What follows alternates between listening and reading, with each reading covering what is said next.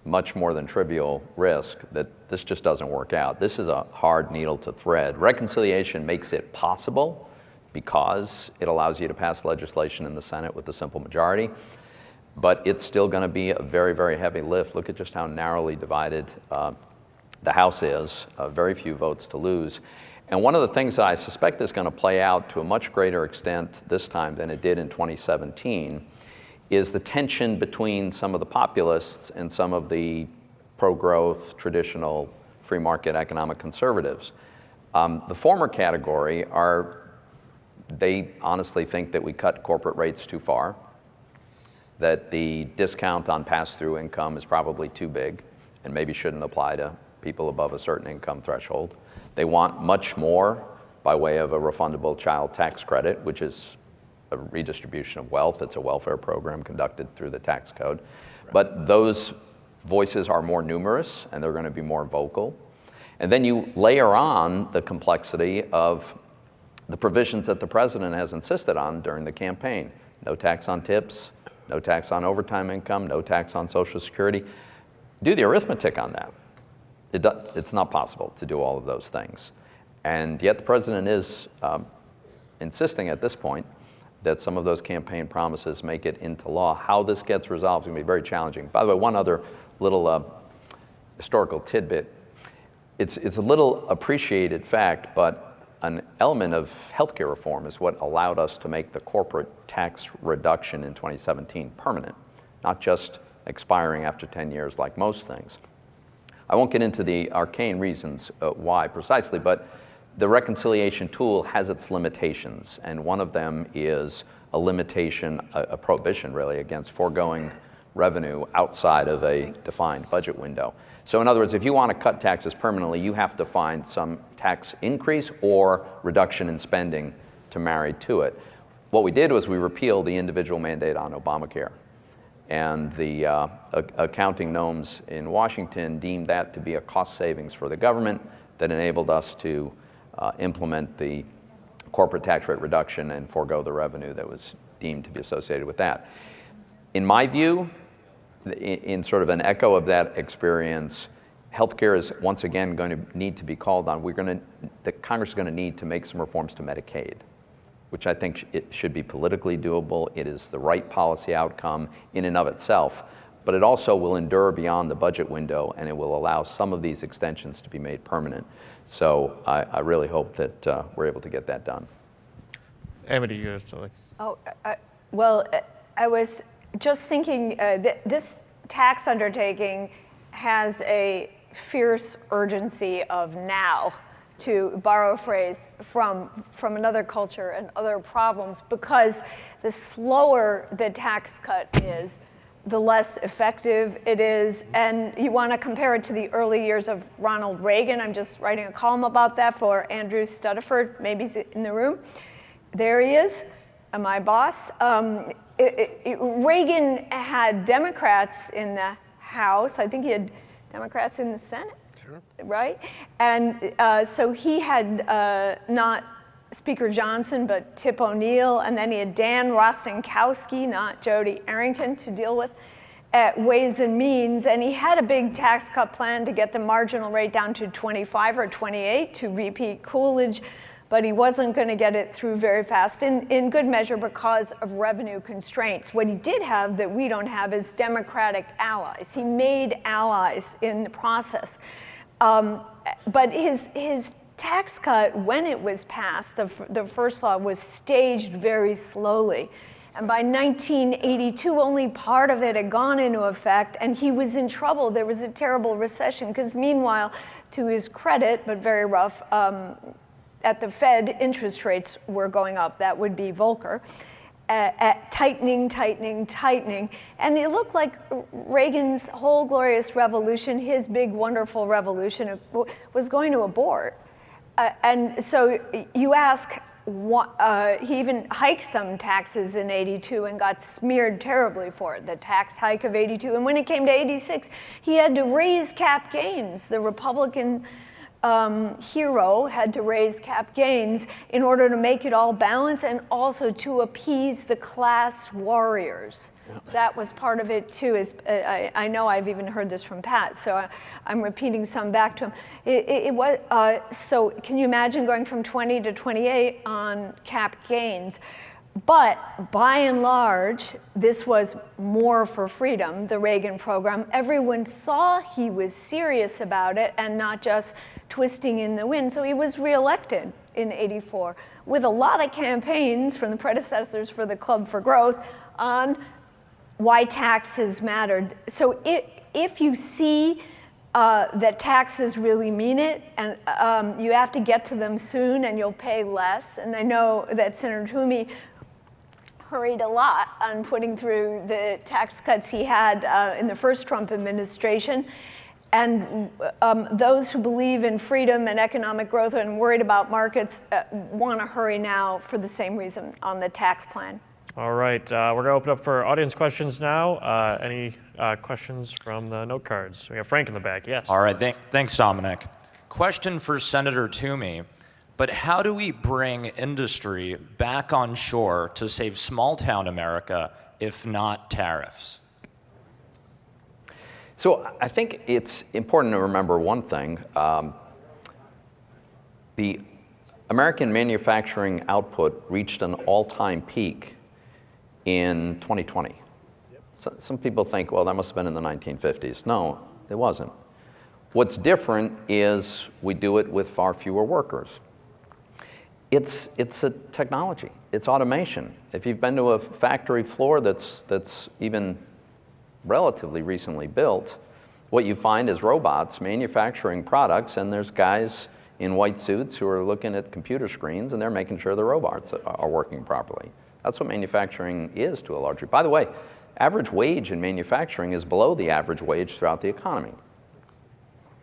So let's go through a thought experiment. Let's say that the tariffs have what I think is President Trump's desired effect, raising costs on imports to the point where domestic manufacturers are competitive with the higher price of imports, and the trade deficit goes away. Where does that leave us? That leaves us with higher costs for consumers, without any reason to believe there will be a commensurate wage increase. So that means a lower standard of living for workers. Whatever new manufacturing plants are out there are going to be very highly automated, so there's going to be very few jobs. In fact, there will be net job losses for sure, because most American manufacturers that export rely on imports among their inputs. And those higher costs for imports make them less competitive. They will lay off their workers. So we'll have higher costs, fewer jobs, and a lower standard of living. This is why we trade, is to avoid that kind of situation. Look, there is dislocation. There's no question it happens. But dislocation is part of a dynamic economy.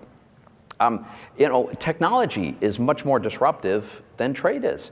I mean, think of the number of, how many people lost their jobs because they were in the business of manufacturing typewriters, right? Word processors came along, and I'm pretty sure that put a lot of people out of work.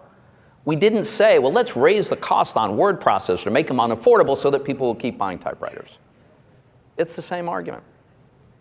Yeah, and I think one thing that we did that did work was TCJA, because before TCJA, there was a very popular trend in business called corporate inversions, where people, to avoid our uncompetitive tax code, would move abroad, and corporate inversions have basically stopped since TCJA because we fixed that part of the tax code. So I think that was a good thing. Next question, Frank. Okay, someone says, to be clear, are we advocating for zero tariffs for trade with China? If so, please explain why this is good for America. Well, I think from my perspective, I agree with something the senator said earlier, that I would love to see 0% tariffs on all trade both ways, because I don't know why China should be punishing their citizens on tariffs on imports from us, and I don't know why we should be punishing our citizens with tariffs on imports from China. But to the extent that both countries want to punish their own citizens, and we import a lot more from them than they do from us, we're punishing our citizens a lot more than they're punishing theirs. And I find this entire thing incredibly bizarre, that we believe a solution to the problems of whether or not we're talking about alleged inequities or intellectual property or various components. That's another problem with this intellectually, is that the rationale changes every 30 seconds as to what it is we're really trying to resolve. But again, the non sequitur of this is that we are talking about a solution where we punish our own people, and there's a forgotten man in this that we haven't brought up at all on stage today that I want to mention for a second. We're talking about the impact on American consumers and American importers by increasing tariffs. And the president and those who advocate this policy would say we're punishing China or punishing Canada or punishing India, and we're explaining, no, you're not, you're punishing importers and consumers. But the forgotten man and small town America sometimes manufactures things to export them. And the reciprocal tariffs or punitive tariffs that come back against us, retaliatory tariffs, all we've done is, if it's true, which I don't believe it is, that we were helping the domestic manufacturer, all we're doing is moving the pain from that manufacturer to a different domestic manufacturer. That we are now we're picking winners and losers, because there are so many Americans engaged in manufacturing that are trying to sell products the other way. So we're now putting downward pressure, impediments to that trade. So the answer to the question is that I'm all for all sorts of things to improve the dynamic with China. And my ideal end state, I don't think it's politically feasible, but would I like to see zero tariffs both ways? Yes, I would. But there's no scenario in which they are going to buy as much from us as we're going to buy from them. It's not going to happen for cost structures and all sorts of embedded structural reasons. I think the question, what the questioner is asking is, didn't we get tricked by free traders on China? We magnanimously, we're more or less advocated implement free trade measures, and China didn't turn out to be a free, truly capitalist country. It turned out to be a crony state. And what David is saying is, but where are we in that? Sometimes you have to acknowledge, as Alexander Solzhenitsyn said, there is such a thing as evil in the world. And our trade policy can't halt all evil. That is, there are authoritarians who come in and undo good work that markets did, but that doesn't mean one should cease to do market work. On the contrary, in the longer run, free trade is important. There's a wonderful book by a Chinese professor named Weiying Zhang. It's got a bad title, Re-Understanding Capitalism or something like that, but he talks about true entrepreneurs versus crony entrepreneurs in China. And we need to be sure to make clear that we appreciate that part of China and help China to change its regime, if only by example, as the lamp, as the city on a hill. And you can't underrate the importance of that. It was important for Russia. For a long time, we had some trade with Russia, and it didn't give any appearance of becoming freer. On the contrary, we were subsidizing communists. But in the end, we learned, when the Russians came out behind the wall in '89, that our model had accelerated their return to freedom, the breakdown of the wall. And here, one more point on China tariffs. This isn't a hypothetical question anymore. We've had tariffs on China since 2018. Joe Biden kept them in place, which should be a red flag that it was a good idea. But we've seen the results of this. The U.S. International Trade Commission, as part of our trade laws, they have to do security reviews of these tariffs, right? And they put out a report last year. What did it find? Not a single one of China's trade practices that are unfair to the United States have changed as a result of the tariffs. So we've done this for 7 years. It hasn't done anything to change China's behavior. If anything, China has gotten a little bit worse. So at some point, you have to ask, okay, we are, if it was true that we were bearing a cost for some benefit, there would be an argument there, but the benefit doesn't exist. And so we're just bearing the cost for the fun of it.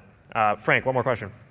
Yes, someone writes, is it plausible that high tariffs could be used as a replacement to all income tax for federal government revenue? It's my favorite question because I, with my friends on stage with me, am such a outspoken critic of the current tax system, and listening to Amity, who is the greatest economic historian on earth, tell the story. Yes, please. When I hear things like 12.5% capital gain rate and 25% top marginal rate, I salivate. But we have to be very clear about the reality of $36 trillion of national debt, running a $2 trillion annual budget deficit that equals close to 7% of GDP, and a national debt credit card balance that is well over 100% debt to GDP. That the idea that we will replace the income tax entirely with tariffs would require a level of tariffs that nobody in their right mind thinks is anywhere near achievable. Now, in theory, the idea of when we had protective tariffs and used them to fund government in the late 18th century and early 19th century, and we did not have an income tax, and government spending was 1% to 2% of GDP. Yeah. I'm a very big fan of that. Yeah. So nobody believes we're going back to that, and we have, as Dominic's written a lot on this, 70% of federal outlays are now mandatory spending. There's Social Security, Medicare, Medicaid, Obamacare, food stamps. Transfer payments, entitlement programs are the big cost. So anyone who's serious about reducing size of government spending and debt has to tackle that. We're not doing it. And ultimately, this talk is very dangerous because nobody's serious about replacing the income tax. And when we say things like this, it might give more appetite to additional tariff, trade, consumption taxes, all of which are going to be both ands, not either ors.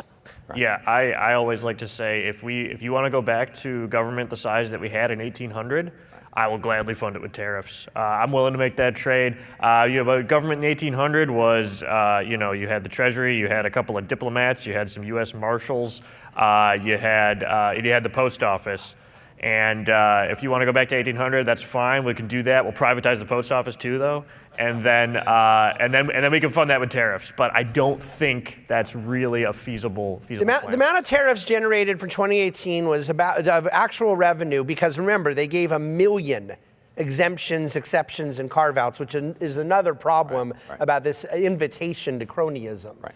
But it generated about $30 billion in revenue. If they went forward with all of the things they're threatening on April 2nd, it's $233 billion of revenue.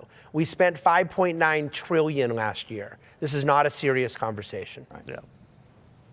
All right. Well, just want to close out again with an appeal to you guys to look at Capital Matters on the website. We have content that goes up every day about free markets, and I just want to assure all of you that no matter what happens and no matter what politicians say, no matter what goes on elsewhere in Washington, D.C., that we are not going to move on free markets. We are sticking to our values on this, and we believe it's an important part of National Review's mission, an important part of Bill Buckley's mission. He said in the mission statement for National Review that the competitive price system is indispensable to liberty. Indispensable, not optional, not like nice to have, indispensable. And so we're not moving on that front. And in speaking of not moving, we would encourage you not to move either, because this panel is wrapping up and we don't have a break. So we will switch really quick and we'll get on to the next one with Charlie and Douglas Murray. Good job.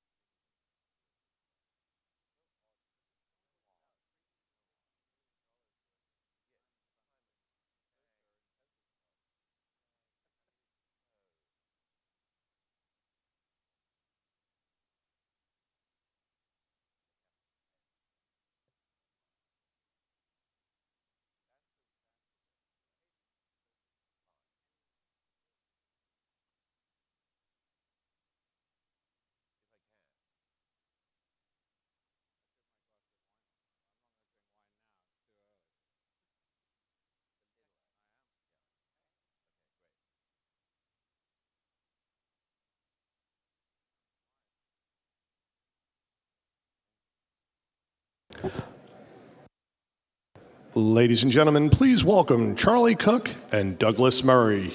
Thank you. Thank you. Morning.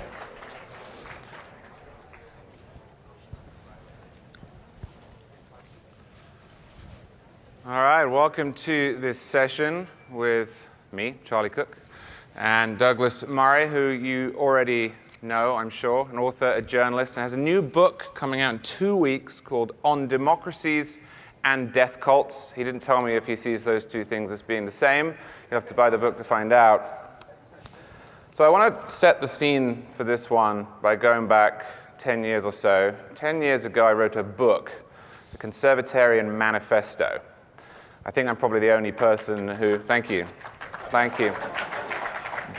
I think I'm probably the only person who's written a manifesto in America right now who isn't blowing up Tesla dealerships, but anyway, this book reads quite oddly now because it was written just before Donald Trump came along, and so its description of America and its future is almost unrecognizable. But there were 2 or 3 things in there that were prescient or correct. A lot of things I got wrong, but some things I got right. 1, I thought immigration was going to become a real flashpoint.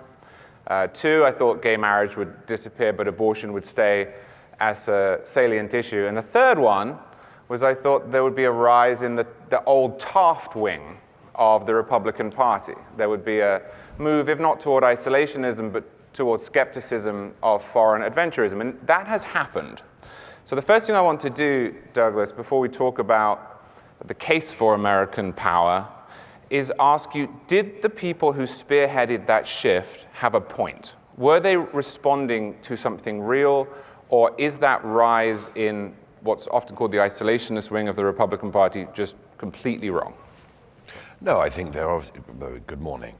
I think they're obviously onto something, and it's a correction that needed to happen. One of the problems of the Republican Party, if I can say so, is that all of the elder statesmen have been disrespected for understandable reasons. It's quite hard in the Republican Party now on foreign policy to look to anyone of an older age and say, we would like to bring him back in, bring her back in, and ask them what their opinion is. And that's because there was a generational mistake. And the generational mistake, I suppose, if one is to be frank about it, was that this country, which does not desire to be an empire, got into the business of empire. This country has never produced, and does not, as far as I can see, wish to produce a generation of people who go and learn Urdu and govern provinces in far-off countries. But once you get into the business of invasion, liberation, and more, you have to produce that class of person. And this republic does not produce those people, has not produced those people, because those people do not wish to do the job that you would have to do.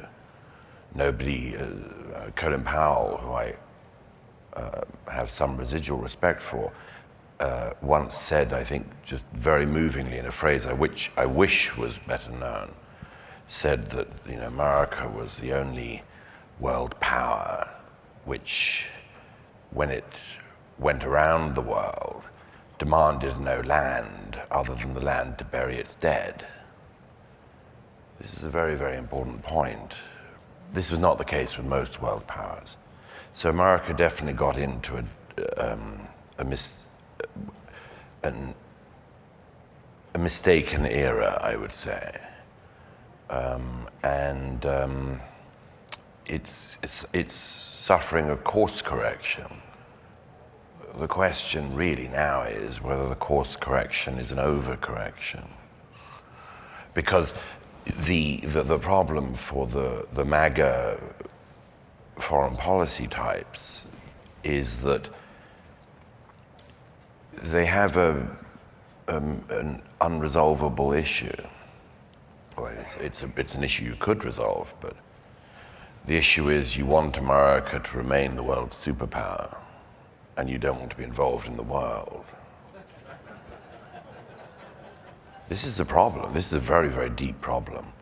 You might wish not to be engaged in far-off stands, but in the end, you have this problem, which is that if America isn't, then someone else is awfully interested. All right, so if America is not and can't be an empire, and because you don't share that desire to disengage, America must remain the most powerful nation, what should American hegemony look like? Well, in that overused phrase, I don't mind America being the world's policeman, because I'd think that all the other candidates for the job are a lot worse. You know, I always say that if you disliked the era of American hegemony, you're going to love the Chinese Communist Party. I mean, can you imagine all these people who talk about human rights as if they come in the water system or like a tax rebate if they pay taxes? Imagine all those people talking about human rights to the Chinese Communist Party. They'll be very, very interested, I'm sure. Okay, so America has to do that.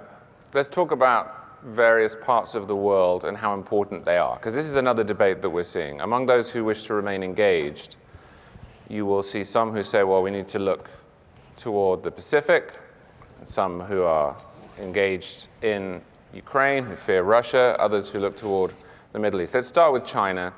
How much of a threat to the United States and to the world is China? It's the only economic competitor. America does not need to fear a resurgent economic Russia. The Russian economy is not a challenge to America, and there's no situation in the foreseeable future where it could be. Europe is not a challenge to America economically. Canada isn't a challenge to America economically. No other countries except for China. And I think that it's wise for the administration in Washington to recognize that. So it means that China is a competitor. Does not mean it has to be an enemy, but it's a rival. It's a rival for sure. It's a rival purely on the realm of economics. It's not a rival really in the realm of ideas. It's not a rival in ideological terms. I don't think we deeply need to fear the Chinese Communist Party grasping a new generation of young Americans towards their way of seeing things. But it's important to divvy out those things, the actual economic rival and then the ideological rivals. You haven't mentioned the military. Well, militarily, of course, it's part of that. But I think we understand enough about the CCP to know what it wants and what it doesn't want. For instance, it takes chunks of Africa, but it does so not in order to bring the CCP's ideology to Africa, but rather to rape and pillage Africa in a way which one might almost call colonialist. But militarily, it'll be a standoff, of course. But I think the administration in Washington is completely right to see that as the long-term challenge. If you speak to any security types in the West for the last 10 years, everyone always said the same thing, like short-term certain issues, long-term China always. How about Ukraine? You said Russia is not an economic rival. I think Russia's economy is maybe about the same size as Florida's when you look at it. It's smaller than Italy's. Smaller than Italy. Without the fashion. But Russia invaded Ukraine, and you are not... Glad you said that. What's the alternative? Ukraine invaded Russia. Russia invaded Ukraine, and you're not indifferent to this. But some are. Some think it's not our business, or that we have other things to attend to, or that we're spending money and using up material that would be difficult to restore. If Russia's not a great economic threat, if its economy is smaller than Italy, why are you so concerned about Ukraine? Well, call it old-fashioned, but I mind Russian tanks invading neighboring countries.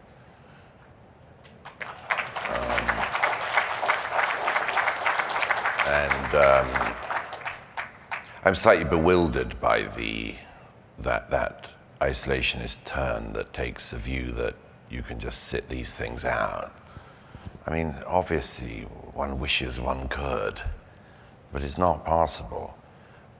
You cannot be sanguine about Russian expansionism. And the people who I'm disappointed by some erstwhile conservative friends who seem to think that, they say things like, all that Vladimir Putin wants is Ukraine. And, I said to somebody recently, I said, well, that's a surprise, because I remember being in the country, not the great state, but the country of Georgia, 2008, when Vladimir Putin tried to take over the country of Georgia. So if you claim all he wants is Ukraine, you're already exposing the fact that you have a mind that goes back no more than 15 years, which is a problem in foreign policy terms. I also think that it's very important that there's a power play that is crucial, and the Trump administration has been superb at addressing, which is European underfunding for its defense. But you can and should simultaneously be able to say the Europeans have to step up their defense spending, and also that Eastern and Central Europe in particular are not bluffing. They're not bluffing. There's a reason why the Baltic states are spending twice the amount of their Western European allies on defense in percentage of GDP. And it's because they are genuinely scared.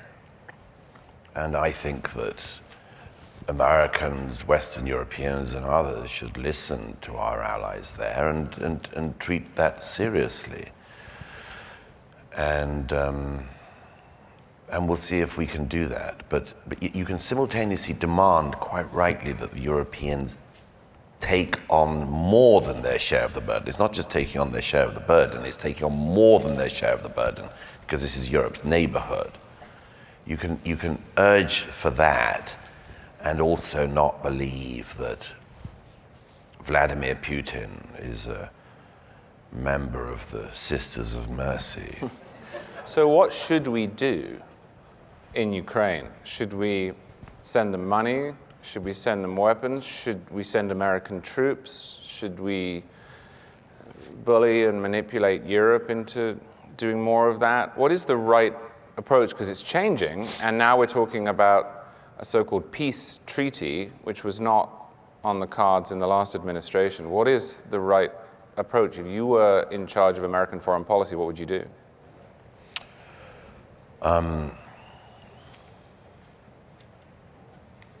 One of the problems of the Ukraine conflict is that it's a signal lesson in what happens if you don't win, for both sides. Putin thought that he would win early and didn't, and has been stuck in this quagmire ever since. But the Ukrainians also, their main opportunity to win in the spring of 2023, they didn't win. I'm going to say the most obvious thing imaginable, but bear with me. The history of warfare relies on one thing: win, lose. And there is no law of nature, sadly, which dictates what happens. If you win, you get the spoils. If you lose or you fail to win, it's much harder to dictate terms. And the Ukrainians have failed to win in the counteroffensive since the invasion. And that, unfortunately, there's almost certainly going to be a price to pay for that.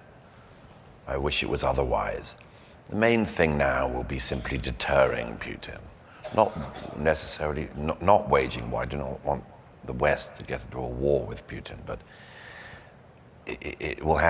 we will have to find a way to deter him and to keep him from trying to eat up anything else in his neighborhood.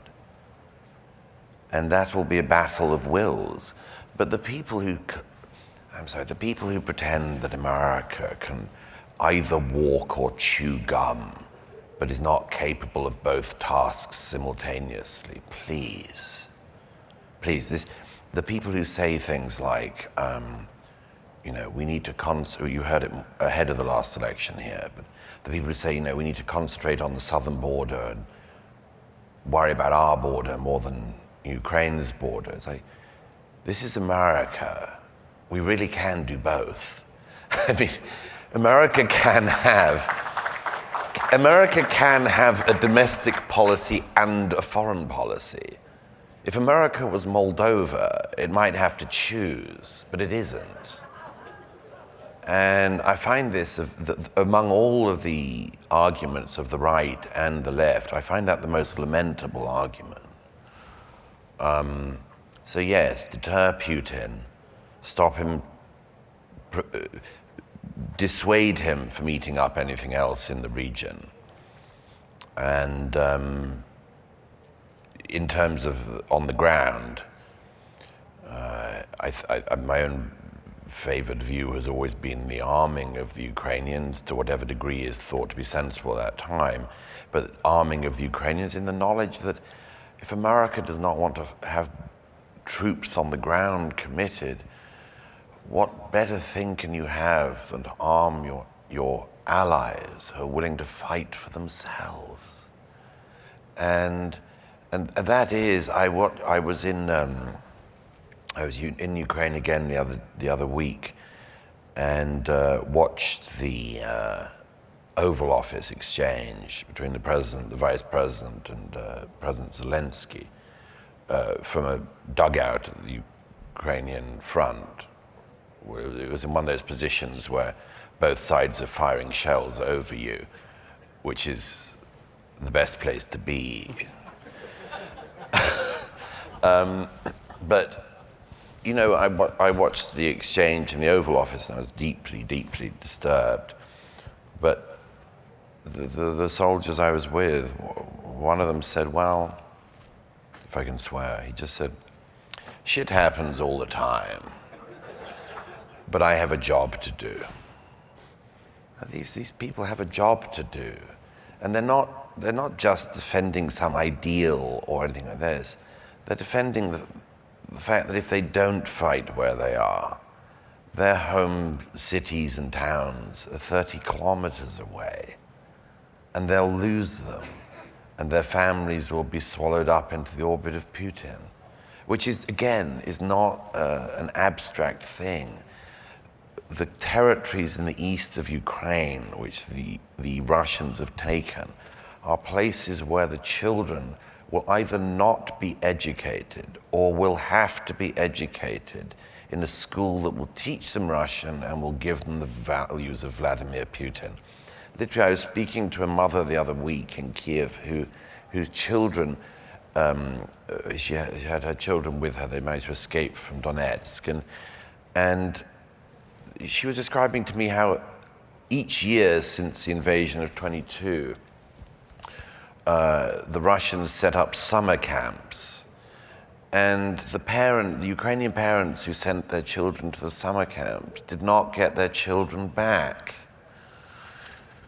They were taken away and indoctrinated into the Putin view of the world. And they will, when they grow up, if they grow up, they will be taken into Vladimir Putin's army.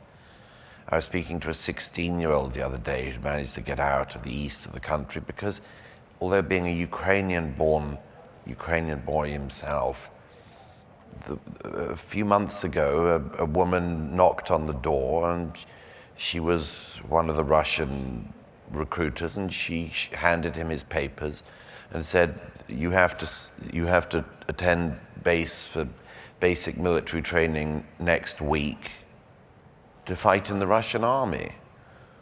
And none of it is abstract. it's horrifying that these are people who want to fight for themselves. We should absolutely address corruption, absolutely address overspend, absolutely, all of these things. And you can, at the same time, make sure that if your allies and friends want to fight for themselves, help them. Let me ask you about the Middle East, which until recently had receded somewhat, I think, in the American imagination. If you go back 20 years, that was the locus of foreign policy. And then it wasn't, and now it is again because of the events of October 7th and Iran. The United States has been pretty strongly supportive of Israel. What is your view of that? And what should the United States' posture toward Iran be? And if not directly, should the United States support an Israeli attack on Iran, defensive or otherwise? You're right. I mean, American, I might even say Western interest in the Middle East receded after we learned the harsh lesson that you cannot create Jeffersonian democracies in fertile climates. That meant that people took their vision away from it for a while. And actually, I think there is I mentioned it earlier about the gap in the Republican Party between the old guard of foreign policy people and whatever is happening now. But there is a generational loss of knowledge, I think, in this country and elsewhere about the region. The complexity of the Middle East is that economically, it matters in part. Values-wise, it matters completely. In what sense? Well, because, as I referred to in the book you kindly alluded to earlier, you can't have a much easier choice for a country than to decide whether you want Israel or Hamas. A democracy or a death cult. There's not much of an easier choice on the world stage. And literally a cult of death in the case of Hamas and its Iranian backers. Literally a cult of death. Or a vision of how to live life fruitfully, meaningfully in a challenging region. I mean, it's so obvious. But well, it is to you, but I wonder why you think so many people, and we've seen this on college campuses, and you read this in the New York Times, don't think that.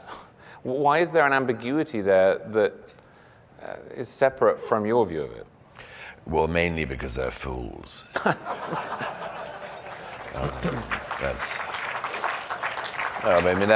That's the main problem. I can't.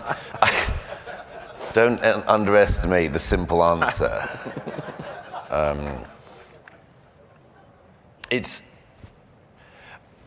I'm interested in the way in which we apportion our time intellectually to things like, this is happening on college campuses.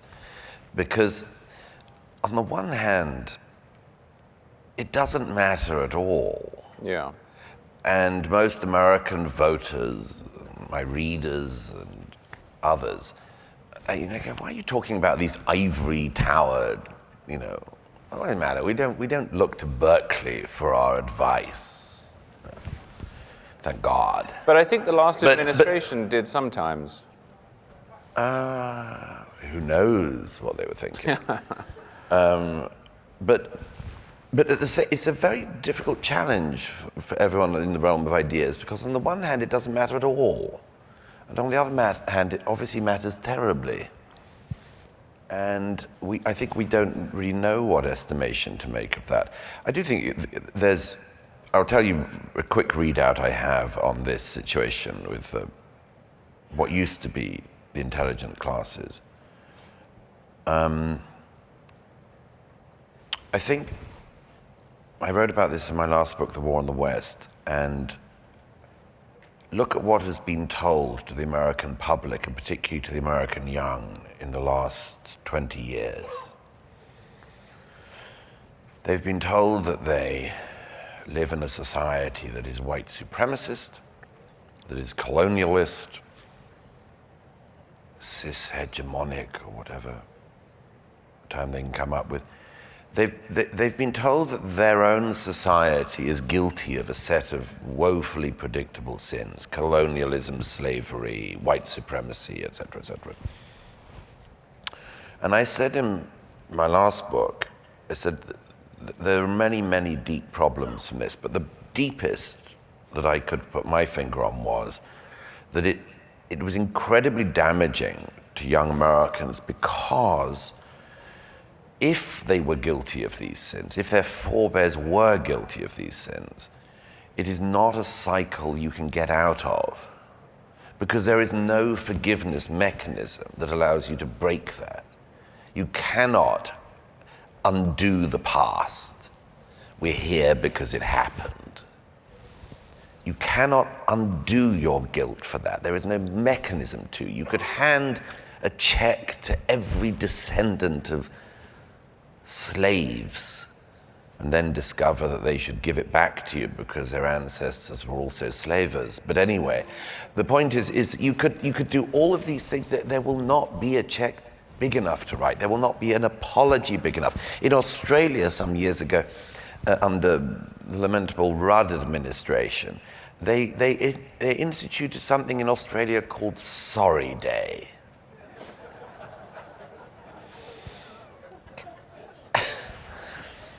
And people could put signs on a lawn saying sorry to indigenous Australians who obviously minded deeply. But the point is that this is you can't unlock this mechanism. And I saw that as being a deep problem, which I warned about. And that was one of the reasons why I said we must have a fairer estimate of our own histories in the West. But I've seen in the last 18 months, in relation to the conflict in the Middle East, that there is something you can do. Vasily Grossman, the great Soviet Jewish novelist and journalist, wrote in the middle of his masterpiece, Life and Fate, a 3-page analysis of anti-Semitism. And it's at the midnight of the novel, between Stalingrad and Treblinka. And he devotes 3 pages to writing about the nature of anti-Semitism. And it makes little sense in the narrative, but makes every sense in the rearview mirror, because what he sees is that everything turns on this question, because if you go there, everything else comes next. William F. Buckley recognized this as well as anyone and wrote a whole book devoted to it. If you go there, every other demon comes up as well. But the reason I mention it is because Grossman says in these pages an extremely interesting thing. He says the interesting thing about anti-Semitism is that it can be found, as he says, in the Academy of Sciences and in the games children play in the yard. But that's not the important thing. The important thing is what he says next, where he says everywhere it is a mirror to the failings of the person who experiences it. It's a mirror to their own failings. And then he comes with the great line I've been trying to popularize in the last year, but the great line, he says, "Tell me what you accuse the Jews of. I'll tell you what you're guilty of." Now, look at how Grossman's rule applies today. The Iranian revolutionary government and its proxies accuse Israel of being colonialist.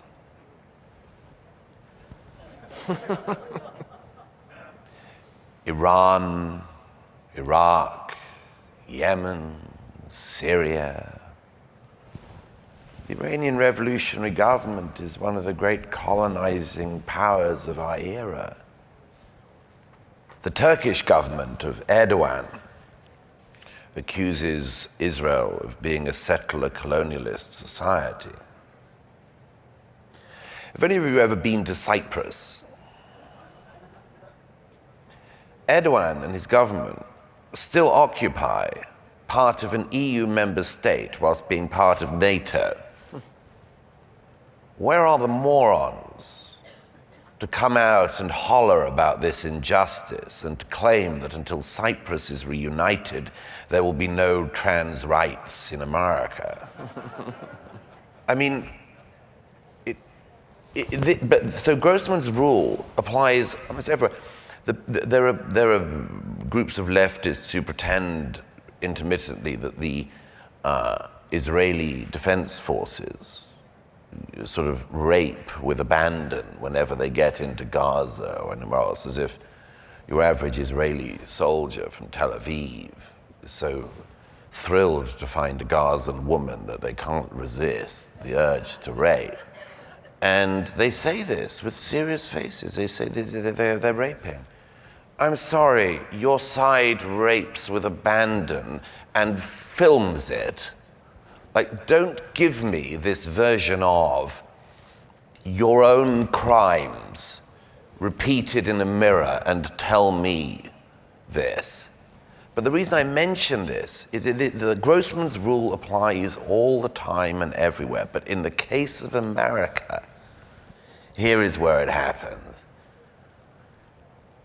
The students and the younger generation growing up in America at the moment accuse Israel of colonialism, apartheid, ethnic cleansing, genocide, white supremacy.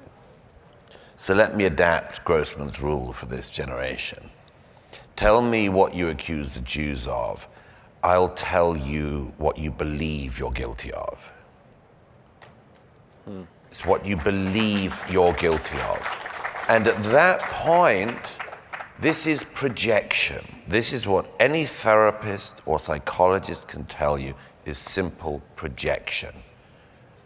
And the idea that if you create yet another Palestinian state, after all of the many states the Palestinians have been given, the idea that if you create yet another Palestinian state, it'll be anything more than another proxy of Tehran or another socioeconomically badly run country. The idea that if you create another Palestinian state, it'll solve all of the problems of the region is one of the stupidest things I've ever heard. And the idea that it would solve anything in America is for the birds. All right, I think we have a few minutes for questions. All right, thanks, Charlie. Yeah.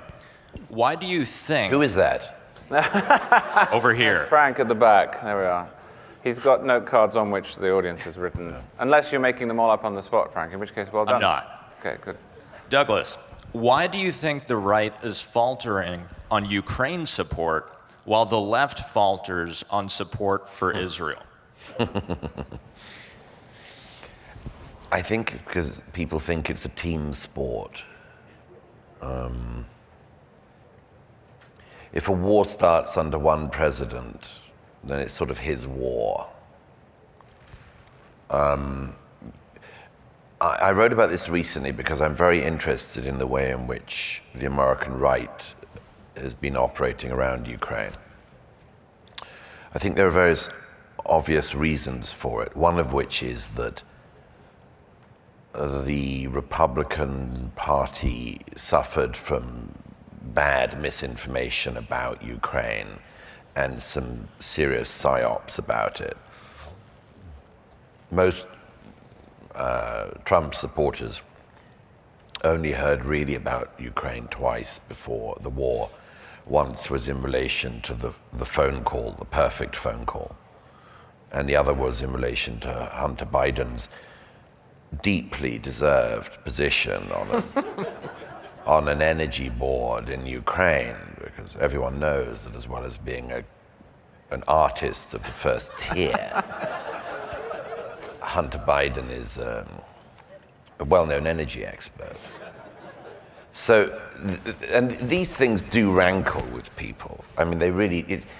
If you haven't really, there's no reason why the average American voter would hear much about Ukraine. But if you hear something about a country and only a couple of times, and all of it is to your opponent's advantage, you are going to, the inflection will happen. So I think that, and I think one of the things, I said this in a piece in the New York Post, I think the other day, that we live in such a sort of meme-filled world now that one of the great challenges for us is, can we wade our way out from the memes? What I mean by that is, people say things like, I'm bored of this thing. I'm bored of this conflict. I'm bored of this subject. And well, funnily enough, the world doesn't revolve around your level of boredom. But one shouldn't underestimate the way in which in our era that type of attitude can prevail. And let me give you a quick example. It was very irritating in 2022 to see people who couldn't point to Ukraine on a map putting the Ukrainian flag in their bio. It was annoying, because these were also the same people who'd recently put the BLM flag in their bio, or the trans flag in their bio. And then suddenly it was the Ukraine flag. And a lot of people just noticed this and were irritated by it. And I'm irritated by it. It's just that irritation in itself is not a policy. But I think that there is something that's happened on the right about that, which means that it's been seen as sort of Biden's war, the left's war, the Democrats' war.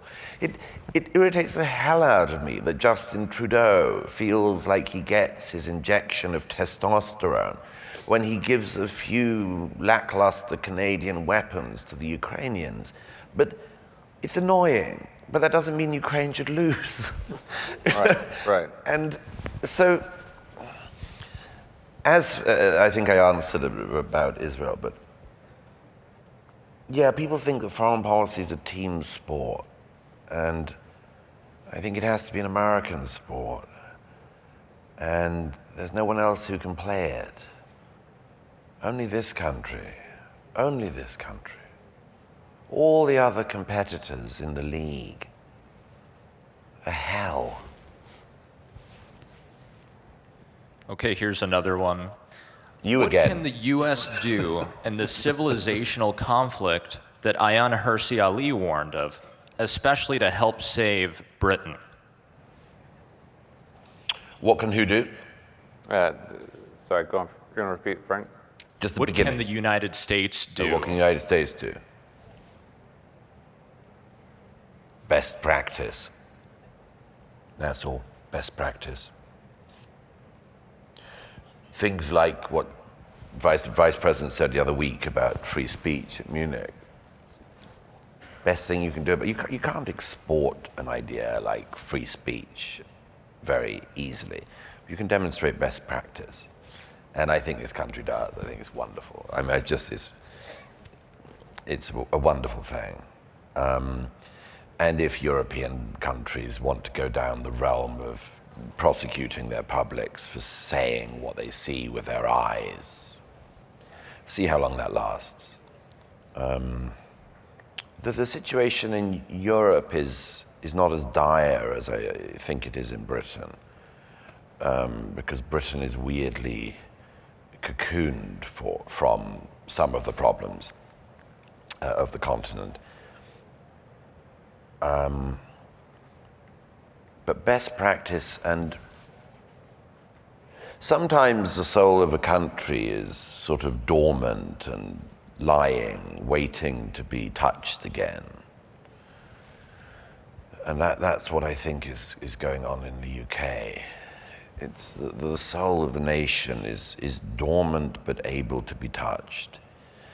But everybody fears touching it, because if you touch it, you don't know what happens. But there is a deep, deep wellspring of rage and upset in my country of birth, because we've been insulted so badly. We've been insulted so badly. This week I wrote in my column in The Spectator about the Shakespeare's Birthplace Trust. You will all know, I'm sure, Robert Conquest's 3 rules of politics, one of which is also a version of O'Sullivan's law. Everything that's not avowedly conservative drifts leftward over time, to which I add the appendix, and also some things that say they're conservative. But the best of Conquest's laws is that the fastest way to understand any institution is to presume that it's been overtaken by a cabal of its enemies. Absolutely runs true. No. You'd have thought the USAID would be interested in, no. The Department of Education probably wants to educate American children. No. No, it's been overtaken by a cabal of anti-educationists. Just every time this law applies. The Shakespeare Birthplace Trust is a great example. You'd have thought the Shakespeare Birthplace Trust would be interested in Shakespeare, would at least admire him, or think he had some lines that were okay. No, they hate Shakespeare. They loathe him. They wish he wasn't born there. And it's an astonishing rule. And they've been trying to, I read about this the other day, but they decided to decolonize Stratford-upon-Avon. What are you talking about? Who the hell colonized Stratford-upon-Avon? The Celts? I mean,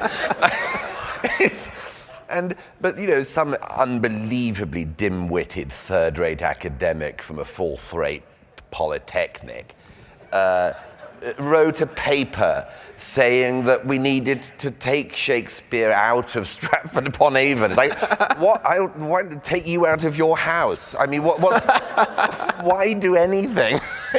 It was, and she said we have to take Shakespeare out of Stratford-upon-Avon because it's too Shakespeare focused. I don't know. I mean, if I go to a food market, it's kind of food focused. Things are what they are. And I'm in a restaurant. There's too much obsession with food and drink in this place. But this stuff goes on every day. And they've decided to say that the claim that Shakespeare was English is white supremacist. I mean, any remaining skinhead far-right thugs in the UK are forever found in Stratford-upon-Avon reading sonnets. I mean, you can't wrestle those sonnets out of their hands fast enough. Hey, Keith, have you seen this one? I mean, so they say on the one hand, Shakespeare is white supremacist and all of this sort of thing. And that's because he's English, or is claimed as the English national poet. And then they also say, in this stupid analysis that they've decided to institute, that the claim that Shakespeare is for the world is also colonialist.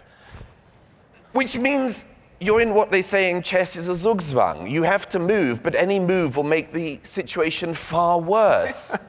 You say he's ours, and it's worse. You say he belongs to the world, and it's worse. What do they suggest to do about it? Among other things, they've decided to have a Bollywood-themed dance thing at Stratford-upon-Avon, and also do an exhibition about the Bengali poet Rabindranath Tagore.